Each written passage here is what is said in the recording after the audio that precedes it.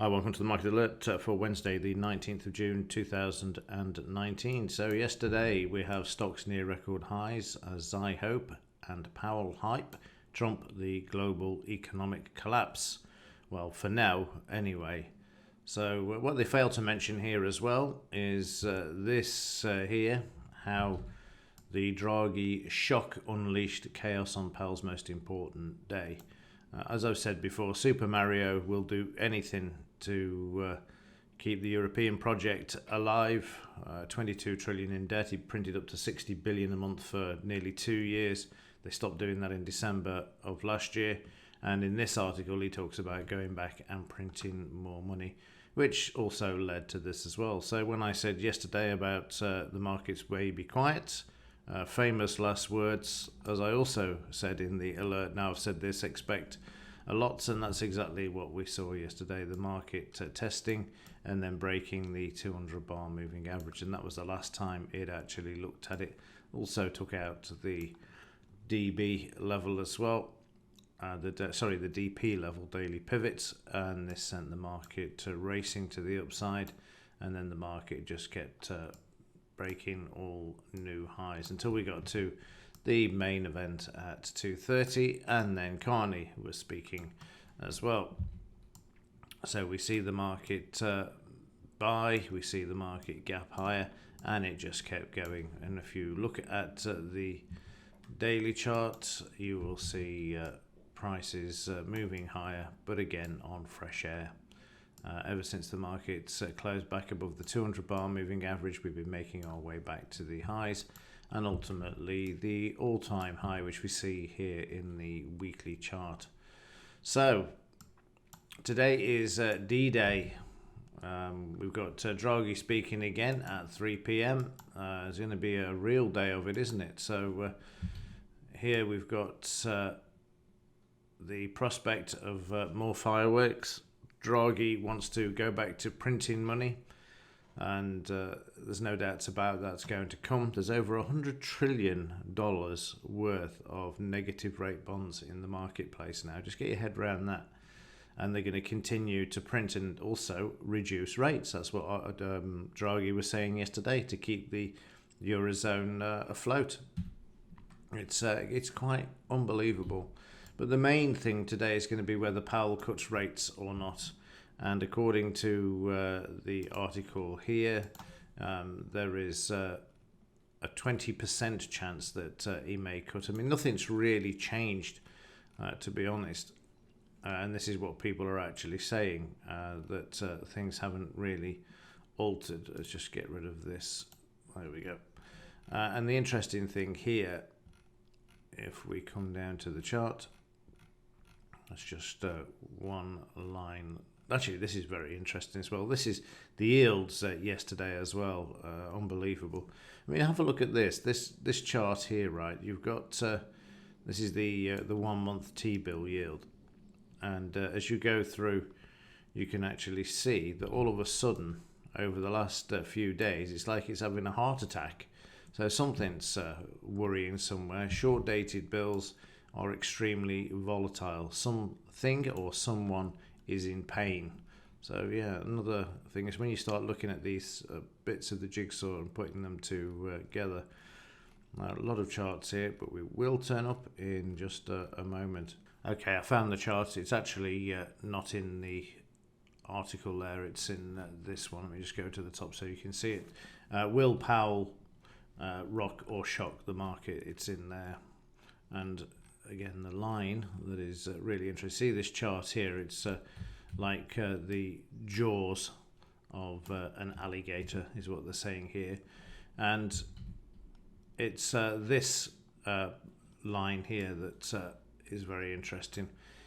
If Powell is in turn unexpectedly hawkish, meaning that he wants to increase interest rates and not drop, then watch as the alligator jaws snap shut with a vengeance. So it's going to be interesting to see how this pans out later today. So that's the background of what's going on. Let's have a look and see what the market is actually doing at the moment as we can go forward here. It's been fairly quiet on the overnight. Draghi isn't speaking until 3 p.m, which is going to be 4 hours before. But I would expect the market to certainly have a run up to these sorts of levels, because then if it is a case that he doesn't increase interest rates, then the market's got somewhere to actually fall back to. But there's an 80% chance that they will cut in July, but it's only June at the moment, so let's see. On other markets, yesterday the market's sideways, waiting for the next round of potential Conservative leader. That came out late in the afternoon. The pound moved higher on the basis that Johnson had won again.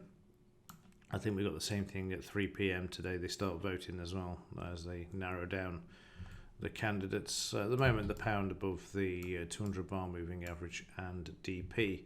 We'll see what happens there. We just want to check the news again for 9:30. What have we got? We've got the CPI from the UK, forecast to be slightly lower. So again, daily chart, market just finding a bit of support there at the moment. And then finally, as far as the markets are concerned, Bitcoin bit sideways, having put in the new high, but still above the 9,111. And overnight, or during yesterday, you can see the markets moving lower, breaking the 200 bar moving average, then moving and then coming back. No impetus. The market moves down, and it's both of these 2 points here, if I just remove the arrows here and here, that are important.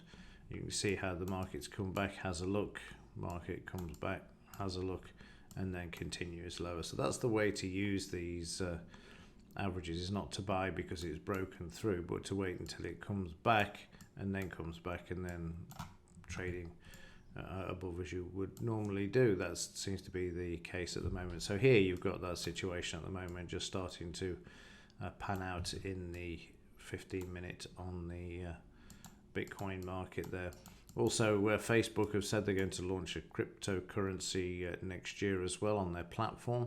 So a lot of positive stuff around with regards to this market as well at this time. And then finally, implied volatility 1344. This is going to move lower from Monday. Oh, actually, it's actually increased now. Wow, that's interesting. That's very interesting, because there's you wouldn't have expected that with the market moving high like it did yesterday. So what this is saying is that they're pricing up the put options just in case the Fed doesn't increase interest rates and is actually hawkish. So fascinating. And this is why it's important to have all of these tools just to see what's going on and how the market thinks it's going to play out. So at the moment, the implied volatility is it's certainly indicating that there's no rate cut there. Deutsche Bank yesterday also higher on Draghi's comments. You can see there the market gapping above the 20 bar moving average and heading towards the 200 bar in the 30-minute time frame. But don't hold your breath on this one. This one has a huge problem. So again, it's just a bit of a dead cat bounce for this market. So there we go. A lot going on, but the main event, obviously 3 p.m. Super Mario out again to try and boost the European economy. And we'll say whatever is necessary in order to do that, and do what is necessary as well. And then the big event, the main event, after the support act of Super Mario, is going to be what happens at 7 p.m. this evening. So I'll be watching this one closely. Okay, that will do it for this one. If there is anything else to report, I will let you know. But otherwise, as ever, thanks for watching. See you in the next one.